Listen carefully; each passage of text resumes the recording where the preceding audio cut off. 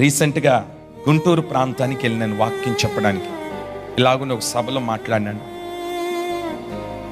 చాలా పాత సహవాసం సంస్థ కూడా అది.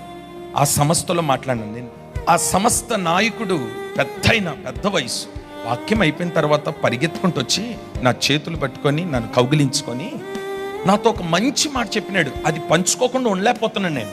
ఏమన్నాడంటే, అయ్యా, ఇదే గుంటూరు పట్టణంలో ఒక దైవజనుడు ఓ బ్యాగు తగిలించుకొని బైబిల్ దాంట్లో పెట్టుకొని ఇలాంటి సభలు జరుగుతుంటే మా దగ్గరకు వచ్చి ఓ పాట ఇస్తారా అని అడిగాడయ్యా. ఆయనను చూసి సేవ చేస్తున్నాడు కానీ ఆయనకు పాట ఇచ్చేవాళ్ళం. ఓ బ్యాగు తగిలించుకొని బైబిల్ పెట్టుకొని వచ్చేవాడు. పాపం అప్పుడు ఆయనకి గుర్తింపు లేదు, ఆయన ఎవరో మాకు తెలియదు.